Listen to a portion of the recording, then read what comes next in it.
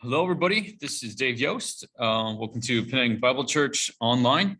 The message this morning, this afternoon, whatever time you are listening, I'll be sharing with you. Let's remind you guys to pray for our church, pray for those in the church that are kind of scattered around the U.S. and in other countries, Malaysia, other areas, in order to pray for Pat and his family, for rest and restoration. Just be praying for each other.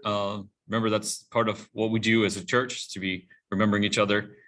This morning or afternoon, whatever time it happens to be for you, I'm going to be giving to you a message that I titled Called to Hope. This is a topic I've been kind of wrestling with lately, and I think it's timely. I think we've all been wrestling with this in one way or another.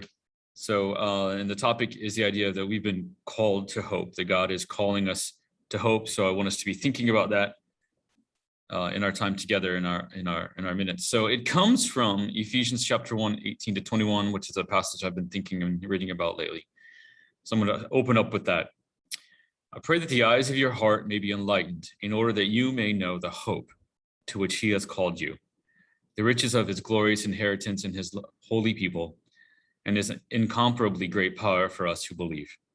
That power is the same as the mighty strength he exerted when he raised Christ from the dead and seated him at his right hand in the heavenly realms, far above all rule and authority, power and dominion, and every name that is invoked, not only in the present age, but also in the one to come. And I've really grown to like this passage. It's a prayer that Paul has for the people in Ephesus, and bringing up the ideas of that we've been called to hope.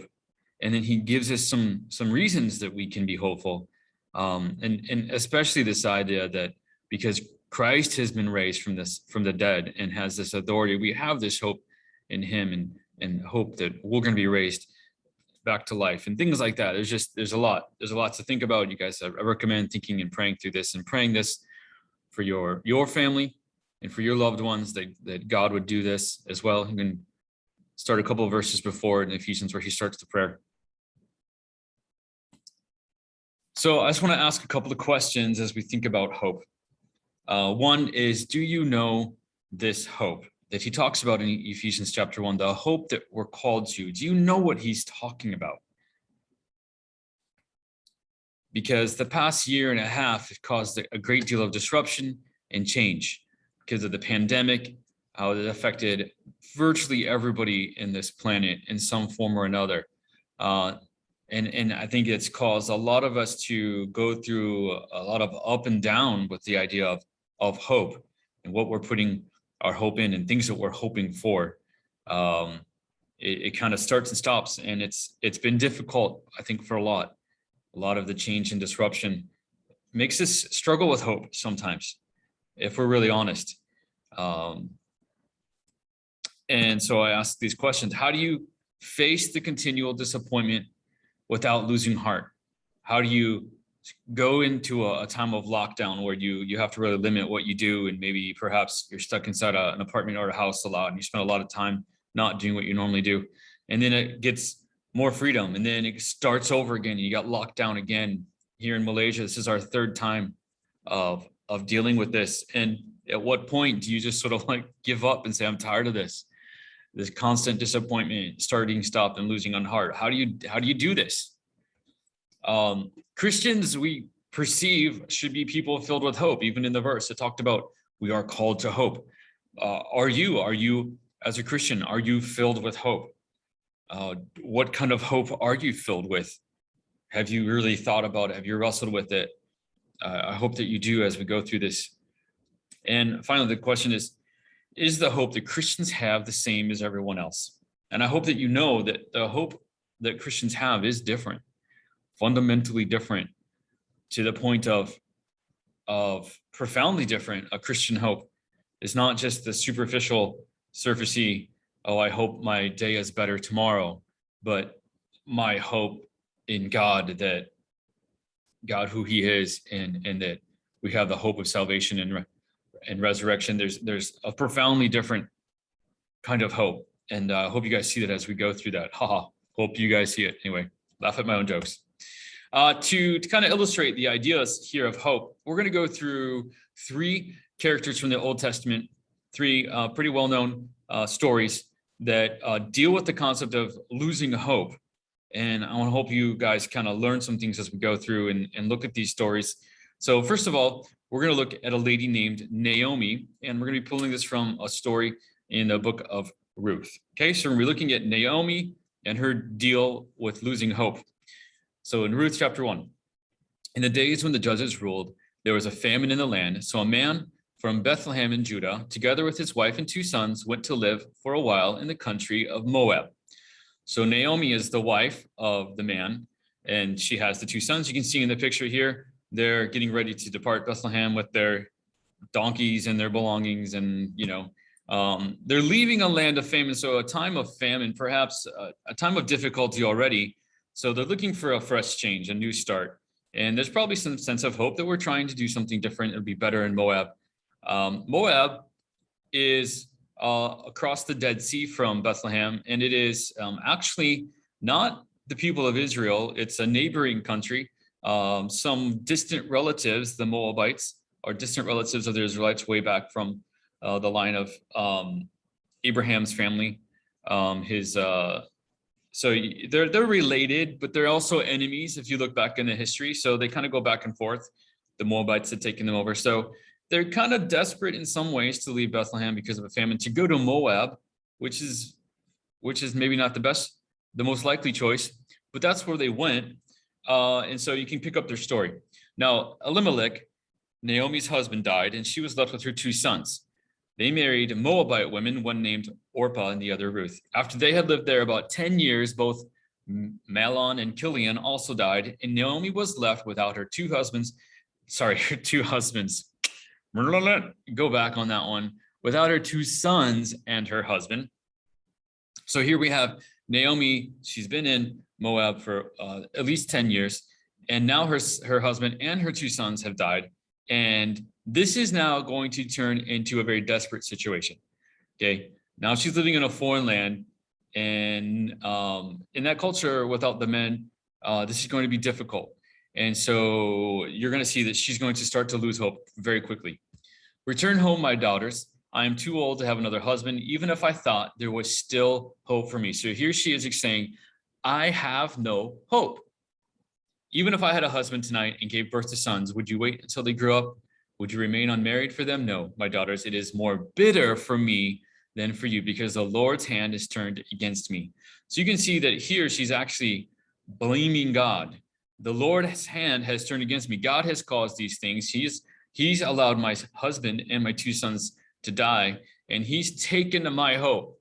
She has no hope, and she's being honest and blunt about it. She's got no hope.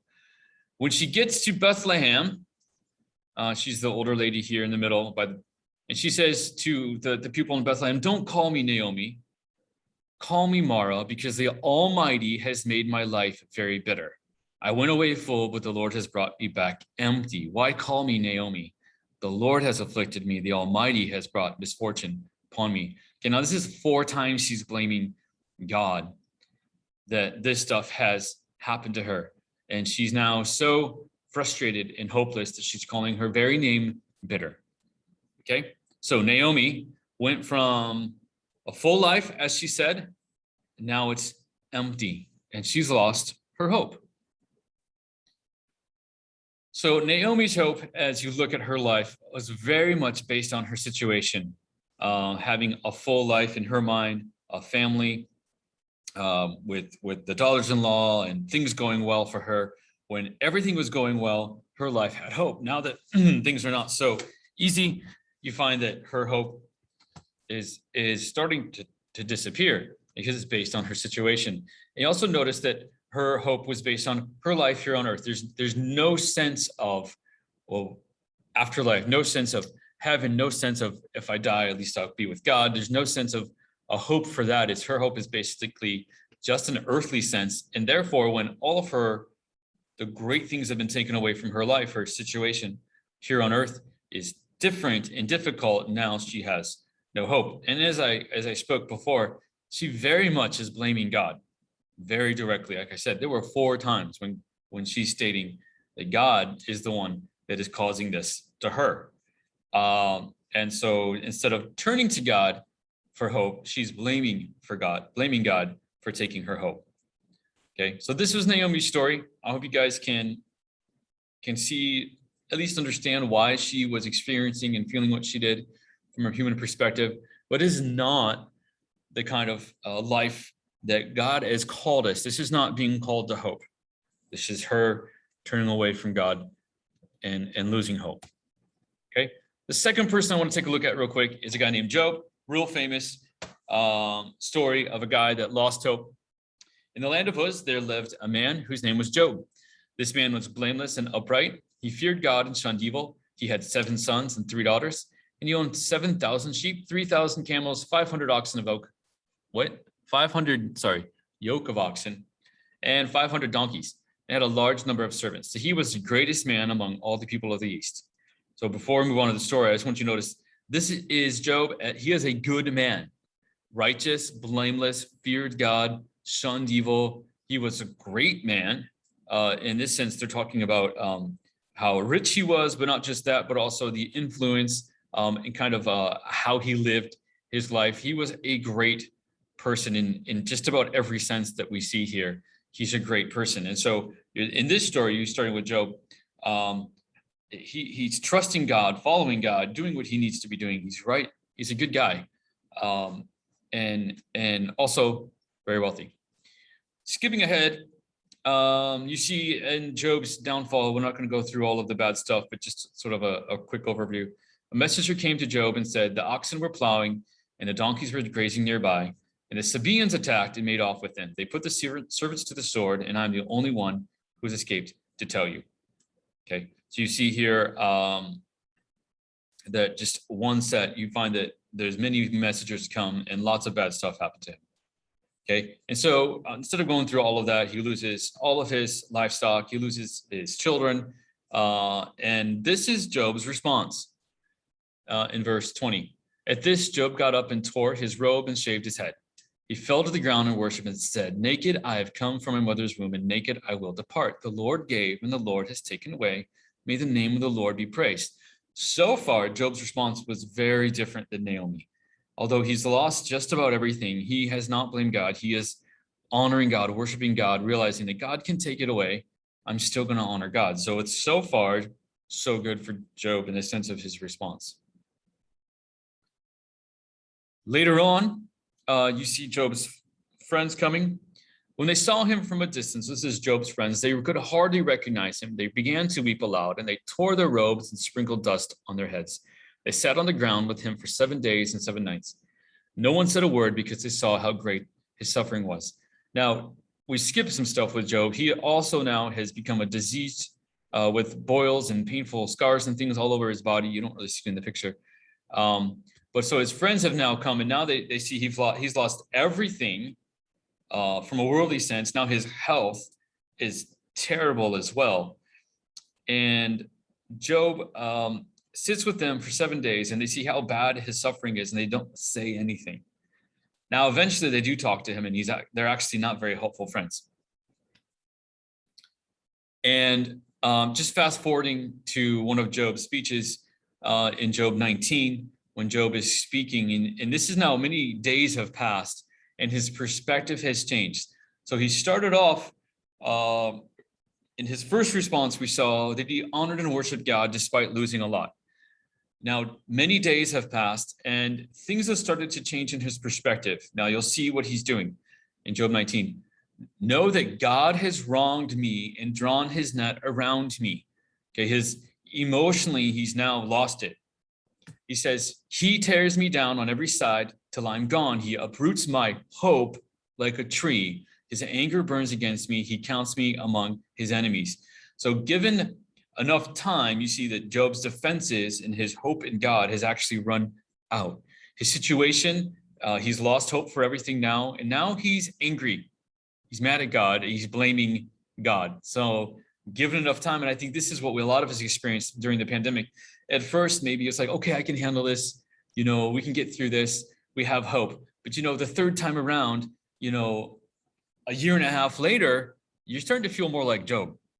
in a sense of like, now, wait a second, this is now really hard. I'm tired of this. I'm exhausted from all of this up and down, start, stop. And now we're feeling more like Job. And the time has passed, and the difficulty and the reality of the loss for us the past year and a half, for Job, the loss of basically everything. He's now succumbed to the difficulty, and now he's mad with God. So Job's hope, as you see, also very much like Naomi, based on the situation at first not, but given time, like us, given time, and we start to lose hope because the situation drags on. Also, he focused his life on earth, and he started to, like I said, just much like Naomi, but it took a lot longer to get there. And you see, he was also very much directly blaming God when he lost hope. It was very much the text, I've lost hope, and because of what God has done. Okay, now, one thing I will say for both Naomi and Job is that it took time for them to get there. Naomi, we don't know exactly when she lost her husband and sons, but during the 10 years there, at some point, she finally has lost everything, and now she's lost all of her hope. Job, given enough time, past his major losses, and he does finally lose hope. Our third person, a very different situation. It's actually a prophet named Elijah. And the context to this story is that Elijah has just won, so to speak, the battle with the prophets of Baal, where they were supposed to call on their God, and fire was supposed to fall down and burn up the sacrifice. And they spent all day calling on to their God, and their God, of course, who is just an idol and can do nothing, did nothing. And he turns around and he quietly says a prayer and pours water all over the sacrifice, and God brings down fire, and it's this major victory, right? So right after that story, you find in chapter 19, it says, so Jezebel sent a messenger to Elijah to say, may the gods deal with me, be it ever so severely, if by this time tomorrow I do not make your life like one of them. So she's referring to the prophets of Baal that had died because of what Elijah did. So she's mad. So Elijah was afraid of her. Now notice, he's just afraid of a woman named Jezebel, but she's a pretty intimidating woman, by the way. So because of this, he's afraid, and he runs for his life. He goes to Beersheba in Judah. He leaves his servant while he himself went a day's journey into wilderness. He came to a broom bush, sat down under it and prayed that he might die. I have had enough, Lord, he said, take my life. I am no better than my ancestors. Now, before we move on to the story, now you notice he just had this experience, this major victory. He gets threatened, as you can see in the little comic here, by Jezebel. And because of that, he's afraid of her. So he runs and he prays and says, God, I'm tired. I've had enough. Take my life. He wants God to end his life. Okay. Now, this is very much like Jonah. And I decided not to use the story of Jonah because Jonah, although he's a prophet, really doesn't really want to follow God. Elijah, though, as a prophet, does want to follow God. All three people we're looking at are people that are wanting to serve God, wanting to do the right thing, and yet they're losing hope. So I hope that that connects to you guys. As Christians, we're wanting to do the right thing and want to follow God, and yet we can still lose hope, just like these people. And prophet Elijah, who experienced amazing things, still to the point in verse 4 here, he's had enough and he wants to be done. He wants to be done and be with God and be done with this difficult life. So he's asking God. I think that's pretty clear. He's lost hope at this point. Fast forward a little bit. He goes to God intervenes actually and sends an angel and provides him with food and drink in verse 8 here. It says, strengthened by that food, he travels 40 days and 40 nights until he reaches Horeb, the mountain of God. There he goes into a cave and spends the night. And the word of the Lord came to him, what are you doing here, Elijah? So he travels after God does this miracle of providing food and water. He travels day and night, goes to the cave. God's like, why are you here? So his response is, I have been very zealous for the Lord God Almighty. The Israelites have rejected your covenant, torn down your altars, and put your prophets to death with the sword. I am the only one left, and now they are trying to kill me too. So this is Elijah being honest. He's lost hope. He basically said, everyone's turned against you, God. I don't know why I'm bothering. All your prophets are gone. I'm the only one, and now they're trying to kill me. So he's lost hope. And that is where we find Elijah. Now, Elijah's hope, again, I think is based on his situation. When things were going well, had that victory, great. Now he's threatened. His situation's different. He loses hope. Again, focused on his life here on earth. He didn't really want to deal with it anymore. He's tired of it. He's kind of losing his hope. He wants to be done. Not directly, but I think basically he's blaming God. He's lost his hope and he said, look, everyone's turned against you. I'm ready to be done. Can you just end my life? I think he's basically blaming God. Not directly, but indirectly. So all three of these are people that want to serve God and do the right thing, but they're losing hope. And I think one of the things that we need to keep perspective on is that they were unaware of what God was actually doing. Now let's go to each one. They didn't actually know what God was doing. So Naomi has no idea that in just a little bit, when they get to Bethlehem, God's going to do this really amazing miracle and lead Ruth to a guy named Boaz, who's going to redeem Naomi and her land. God's going to step in, but she has lost hope that God's going to do something. She has forgotten that God is who he is, I think. She's not aware of what God is going to do. Job, in his defense, was very much unaware of what Satan and God's conversation was about, and that the whole situation with Job was actually God saying, look, Satan, look, this guy Job follows me so well, I'm going to go ahead and let you torment his life, basically, because I know that he won't turn from me. And Satan is basically saying, look, the only reason he serves you is because you take care of him. So once you take away that protection, and Satan is allowed to torment him, Job will turn away from God. And Satan's wrong. Job still maintains following God, although he does get mad and blames God. But that's because Job had no idea that the real situation of Satan and Job having this conversation as to why Job was going through the difficulty. It's simply because Job was a good man and he was following God, that he did go through that difficulty. It was actually a compliment, so to speak. But because he's not aware, he loses heart and he loses his hope. Elijah, also very much unaware that he's not the only faithful Israelite. God later on says he's reserved thousands of people that are still following him. Elijah's not alone. There are others. So Elijah is unaware of what's going on. So their struggle with hope. So I want to bring up three things real quick and then kind of pull this all together.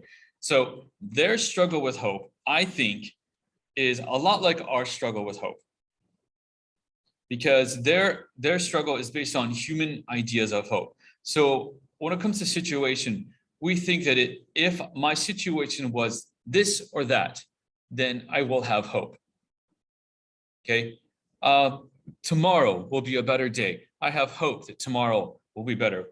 A situation, a future situation, a situation, our current situation, if it's a particular thing, we have a sense of hope. And when that situation is not what we want, we lose hope, because we have hope in a particular situation. And there's so many different layers and ways to think about situation, whether it be, anyway, I'll let you guys think about and dwell on that. But situation, if I have this or that situation, my life is going to be better. We put our hope in human systems.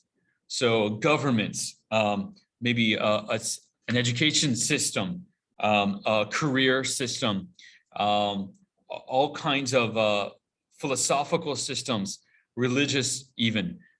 We put our hope in these systems, and we hope that by adhering to the system or thinking about or following the system, we will have hope. If we go to a good school and we get a good degree and we get a good job, we all have hope.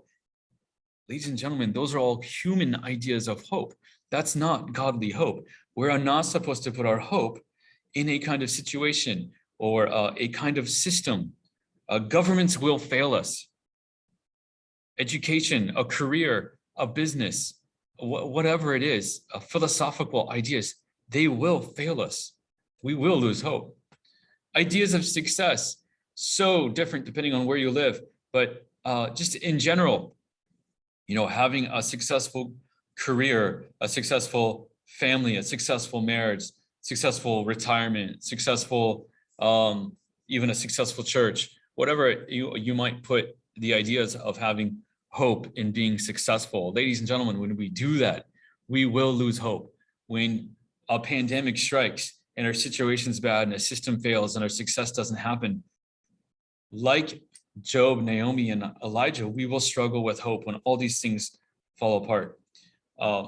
Just a fourth one would be relationship. We think maybe a marriage relationship or a friendship or a relationship at a career for a particular kind of job. If I'm the boss, if only I was in charge, if I had that, there's so many things that we think if we have this kind of relationship, suddenly we will have hope. And ladies and gentlemen, do not put your hope in our human ideas.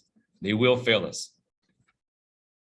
A second thing that the Elijah, Naomi, and Job struggled with was as they lost hope, they felt very much alone.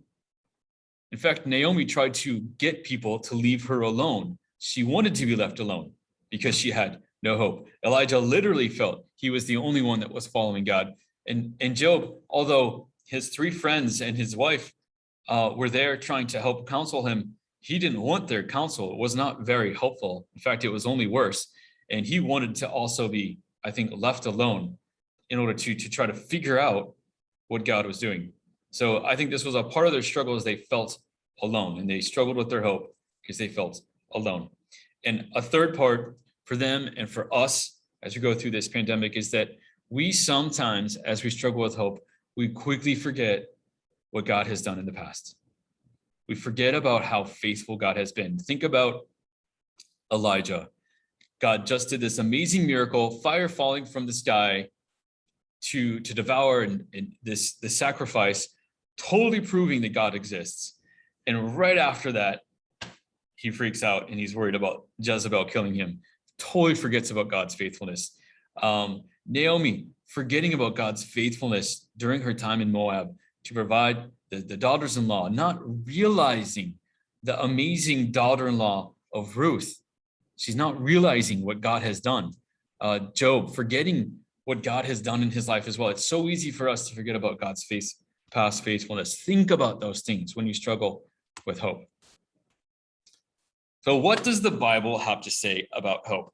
Okay, this is sort of like the key idea here. If we just look at past bad examples of people losing hope, that's not very helpful. Although maybe you can relate and go, yeah, I feel like Naomi, or I feel like Job, or I feel like Elijah.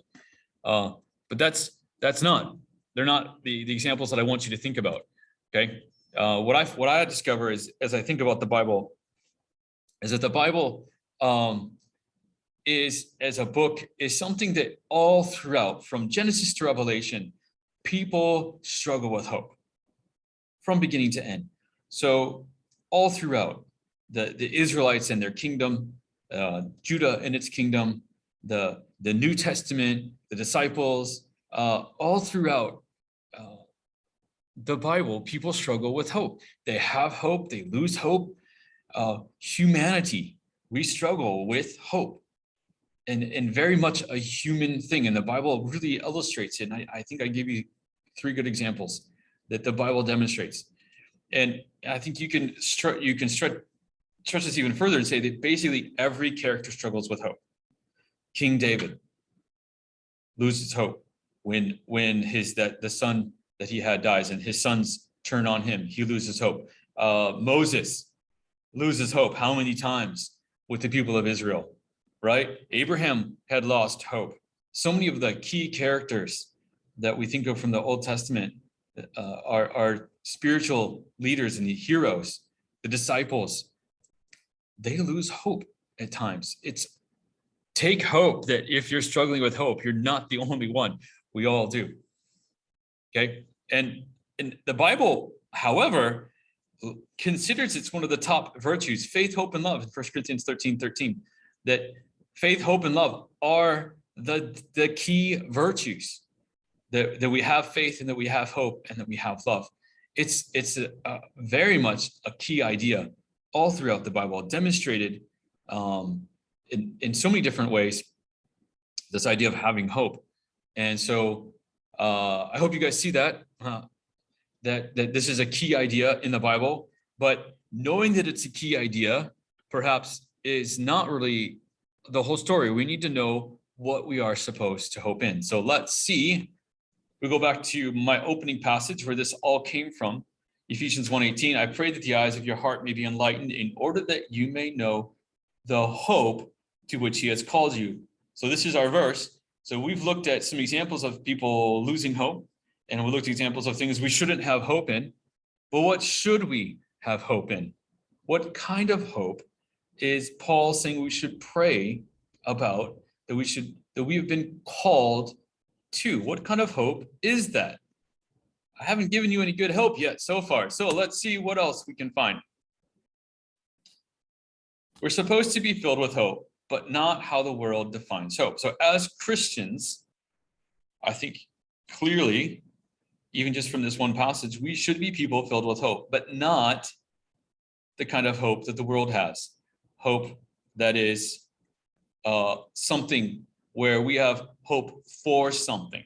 That is the worldly hope. We have hope for something. We hope for a better day. We have hope that our children will live better lives. We have hope that this pandemic will be solved. We have hope that the government will take care of us. We have hope for things, but that's not biblical hope. Biblical hope is hope in something. And so our hope needs to be not human-based, very surfacey. Our hope is a deeper kind of hope. We're called to a hope that's much deeper, not just like the words I gave you, that's situational or being successful or having relationship or in a system. Not that kind of hope. That's surfacey kind of hope. The problem with surfacey kind of hope, it comes and goes so quickly. But the hope that I think we're called to is not a puddle, but is an ocean. I think the hope that most people, and even a lot of Christians, I think that you see from the Old Testament examples, that even people that believe in God will experience, is more of a puddle. It's this little tiny thing we put our hope in when God is saying, look, I offer you an ocean of hope. It's so deep and it's so wide and it's so big. You can't help but be filled with hope because it's so big. Okay. You can stand in a puddle and go, okay, I have hope because my feet are wet. But when you're in an ocean and it's overwhelming you, you can't help but have hope. You can step outside of a puddle.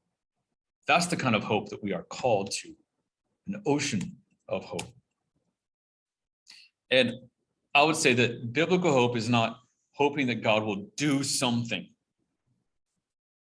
This is where Naomi, Job, and Elijah, I think, were struggling, because they were putting in hope that God was going to do something. So Naomi lost hope because God didn't provide for her.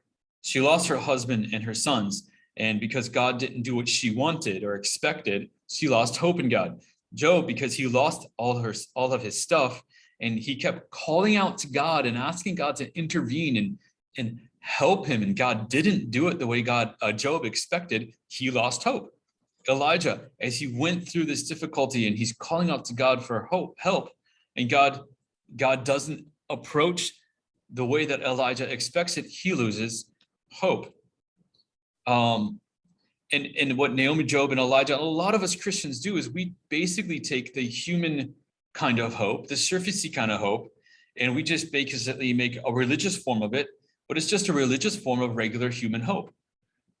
For us as Christians, we hope our children live good lives. Well, that's nice, but that's not the hope that we're called to. We want our children to be well educated. We want our families to have good health. We want to be successful in whatever even religious thing we might do or Christian thing we do. Those are nice, but that's not the hope that we are being called to. That's just regular human hope. That's just a puddle, ladies and gentlemen. And the difficulty is because when we put our hope that God is going to do something, And when God doesn't do what we want or what we expect, that's how we end up in Naomi, Job, and Elijah's shoes. And now we're mad and blaming God. As you think about the pandemic and the life that's gone the last year and a half for you, and things have gone, and our regular human hope is now exhausted. And then we thought that God was going to do this or that, and God didn't do this or that. And now we're disappointed and we're frustrated and we're mad at God and we're blaming God because he's not doing what we thought he was going to do. What do we do now? Well, stop putting your hope in what God's going to do. Instead, I need to wrap this up because I've been kind of blabbering. We need to look into what Hebrews tells us, because God wanted to make the unchanging nature of his purpose very clear to the heirs of what was promised. He confirmed it with an oath. God did this so that by two unchangeable things in which it is impossible for God to lie, we who have fled to take hold of the hope set before us may be greatly encouraged. We have this hope as an anchor for the soul, firm and secure. That's the hope. Our hope is in who God is, that God doesn't change, that God's plan, his promise will be fulfilled. That, ladies and gentlemen, is the hope that we are called to. We are called to a God putting our hope in who God is, that God's purpose will not change, that God, his covenant will be fulfilled, that his promises will be fulfilled, that God's character, his goodness, his love, his righteousness, those things will not change. Who he is does not change. The situations will change. Maybe what God does will not be what you expect, but who God is can be counted on. God may do something that you may think or feel is not good for you at the moment, but God is still good. Don't put your hope in what God will do. Put your hope in who God is. That is the anchor for our souls, ladies and gentlemen. This is why we lose hope, because we need to put our hope in who God is, that he won't change, that his purpose will stand, that he will fulfill those promises. That is what we are called to put our hope into. And so as an illustration, I just want us to point to Daniel chapter 3. And this is Shadrach, Meshach, and Abednego. And this is the response to King Nebuchadnezzar. If we are thrown into the blazing furnace, the God we serve is able to deliver us from it. They know who God is. God can do this. He will deliver us from your majesty's hand. But even if he does not, we want you to know, your majesty, that we will not serve your gods or worship the image of gold you have set up. So in verse 18, they know that maybe God won't do what they expect, because they know that God can do this. He may or may not do it, but their hope is in who God is. That's where we need to be putting our hope. Like Shadrach, Meshach, and Abednego, even if God doesn't do what we expect, it's okay. We put our hope in who God is. That's the key, ladies and gentlemen. So, kind of wrap all of this up. How can we face the continual disappointment of the pandemic without losing heart? Put our hope in who God is, not in the situation, not in any of those other things. Is the hope that Christians have the same as everyone else? No, I hope you see that God offers us a hope that's as big as the ocean, because that's who God is. Stop settling for puddles. Realize that our hope is in who God is. How can Christians be filled with the right kind of hope? Because our hope is in who God is. That's the anchor for who he is. Our soul is our anchor is in who God is. That's the anchor for our soul, who God is. And finally, just kind of pull this all together.